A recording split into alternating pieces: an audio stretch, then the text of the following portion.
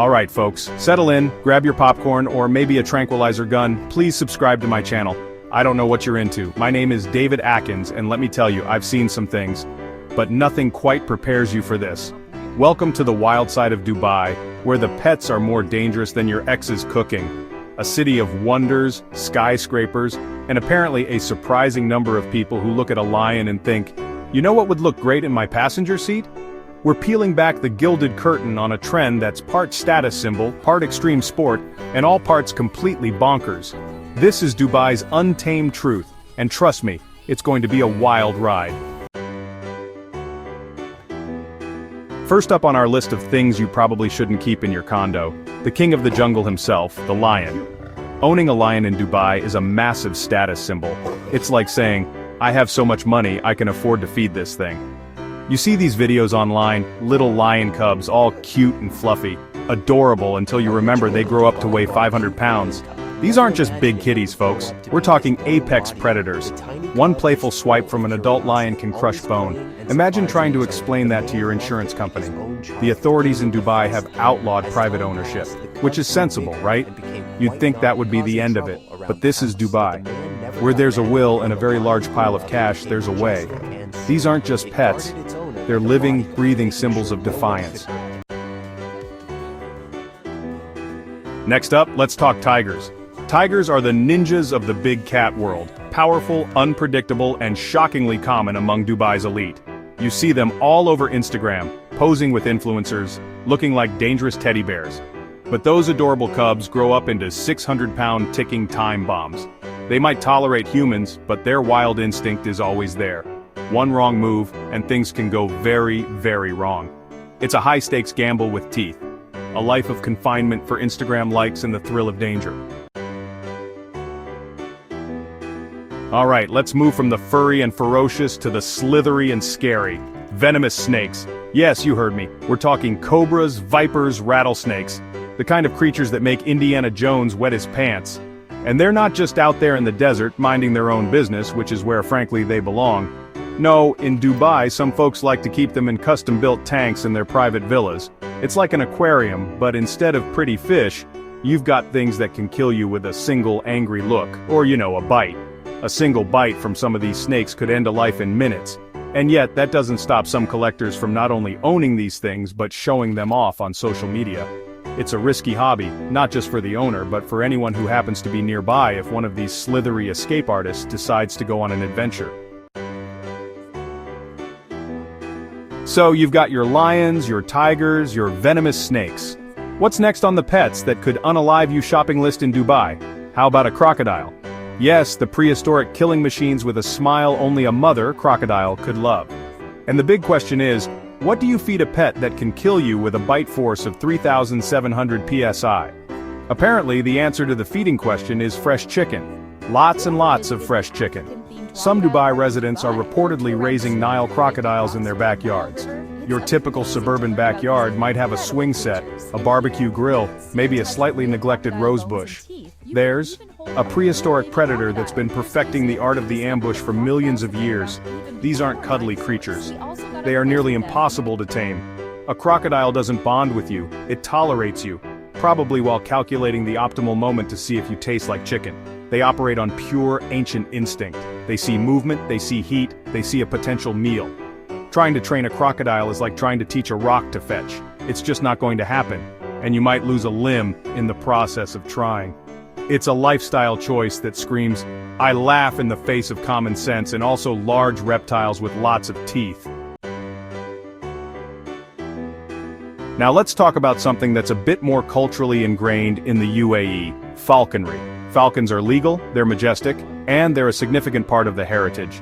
It's a noble tradition, a partnership between man and bird. But, some people are never satisfied with noble and traditional, they have to push the limits. So, while falcons are cool, some enthusiasts are taking it up a notch with larger, more aggressive birds of prey like the golden eagle. We're talking about a bird that makes a falcon look like a parakeet. A golden eagle has talons like daggers. Seriously, each claw is designed to grip and puncture with incredible force. They can take down prey much larger than themselves. Their eyes are sharper than any sniper scope, capable of spotting a rabbit from miles away. So, imagine that level of predatory prowess perched on your arm. It's less, Polly want a cracker, and more, human, present the offering or face the consequences. It requires an incredible amount of skill, respect, and probably a very thick leather glove.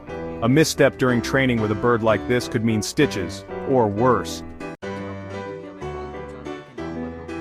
You know what goes well with a Lamborghini in Dubai? Apparently, a cheetah in the passenger seat. Cheetahs are the supercars of the animal kingdom, fast, sleek, incredibly beautiful. And just like owning a limited edition hypercar, owning a cheetah is a massive, illegal flex. Despite being outlawed, videos still pop up online. Cheetahs lounging in luxury apartments, riding shotgun in convertibles, generally looking like they're living their best, albeit highly illegal life. It's the ultimate accessory for those who want to say, I'm rich, and I'm above your silly little laws. Often these cheetahs are raised from cubs. They might appear tame, playful even. But here's the catch, these big cats are wild at heart. You can take the cheetah out of the savannah, but you can't take the savannah out of the cheetah, especially when it sees a gazelle-shaped poodle across the street. Domestication takes thousands of years, not just a few months of bottle feeding and Instagram photo shoots. These animals are built for speed, for the hunt. They need vast open spaces to run, to stretch those incredible legs. Keeping a cheetah in a living room, no matter how opulent that living room is like keeping an Olympic sprinter confined to a closet. It's cruel, it's unnatural, and it's a recipe for a very frustrated, very fast, and potentially very dangerous animal.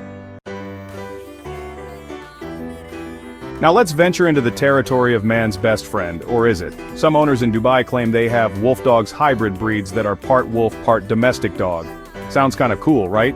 Like getting the loyalty of a dog with the mystique of a wolf. A little bit of wild, a little bit of mild, the perfect edgy companion. You get the wow factor, without, theoretically, the full might-eat-your-face factor. It's an appealing concept, the best of both worlds. But here's where it gets tricky. DNA tests, when they're actually done, often reveal a different story. Many of these so-called wolf dogs turn out to be pure wolves. Not a hint of golden retriever in there, folks. Just 100% genuine howl-at-the-moon apex predator. It's like ordering a mild salsa and getting ghost pepper concentrate. Surprise! Your fluffy companion is actually a wild animal with instincts honed over millennia to hunt, survive, and operate within a complex pack structure. Wolves are incredibly smart, highly social creatures, but they are also fiercely territorial. They have a deeply ingrained pack mentality. And if you own a wolf, guess what? You're part of the pack, whether you like it or not. Living with a wolf isn't about cuddles on the couch. It's about constant vigilance, understanding complex social dynamics, and hoping you don't accidentally do something that triggers a primal response. If you thought wolves were a handful, let's talk about baboons. These primates are strong, incredibly clever, and shockingly aggressive. People see monkeys in movies, little cute capuchins, and think, oh, I want one. But a baboon is not a cute little sidekick. A baboon is a powerhouse with a temper. Their canine teeth, get this, are often longer than a lion's. Let that sink in. Longer than a lion's. These are not for peeling bananas, folks. These are for serious business. Keeping a baboon as a pet is often described as living with a toddler on steroids. A toddler who can open any lock, climb any surface, and has absolutely no sense of mercy or remorse when it throws a tantrum. And their tantrums don't just involve screaming and throwing food, they can involve biting, scratching, and serious destruction. Baboons are highly social animals with complex troop structures and communication. Isolating one as a pet is not only cruel but can lead to severe behavioral problems, including increased aggression. They need constant stimulation, social interaction with their own kind, and a lot of space. A Dubai villa, no matter how luxurious, is not a substitute for the African savanna or the intricate social life of a baboon troop. It's like taking a brilliant, hyperactive kid and locking them in a sensory deprivation tank. Things are going to go sideways, fast. Just when you think the list of, are you kidding me? Pets can't get any longer, we have to talk about bears. Yes, bears. In rare but very real cases, bears have shown up in exotic animal seizures in the UAE. We're talking about creatures that can weigh hundreds, even thousands of pounds, with claws that can shred a tree and a bite that can crush bone. It's like someone decided a lion wasn't quite enough of a statement, so they thought, you know what's bigger and arguably more terrifying? A bear! They are undeniably cute as cubs, little fluffy balls of fur tumbling around looking like oversized teddy bears. It's easy to see how someone with more money than sense might be tempted. Look, honey, I got us a bear. He can play with the kids. Bad idea. Very, very bad idea. Because those cute cubs grow up. And when they do, they become incredibly powerful, unpredictable, and fundamentally wild animals. That playful swat from a cub becomes a bone-shattering blow from an adult. You can't truly train a bear in the way you train a dog. You can manage them, you can use positive reinforcement, but you can never, ever fully trust them or remove their wild instincts. A bear is a bear. It has bear needs, bear behaviors, and bear reactions. And one of those reactions, if it feels threatened or particularly hungry, might not be conducive to your continued existence. The idea of keeping a bear in a private residence, especially in a desert climate so far removed from its natural habitat, is baffling. Let's scale things down, but not in danger. We're talking scorpions. Small, silent, and deadly. In Dubai, some keep scorpions with potent venom as pets. These aren't your garden-variety scorpions. These pack a life-threatening punch. One sting can cause paralysis or cardiac arrest. They fit in your hand, but can put you in the hospital. Yet, people keep them, in little tanks, on their shelves, like a particularly edgy paperweight. It's a commitment to living dangerously. Why own something so small yet so dangerous? Is it the thrill of controlling something lethal?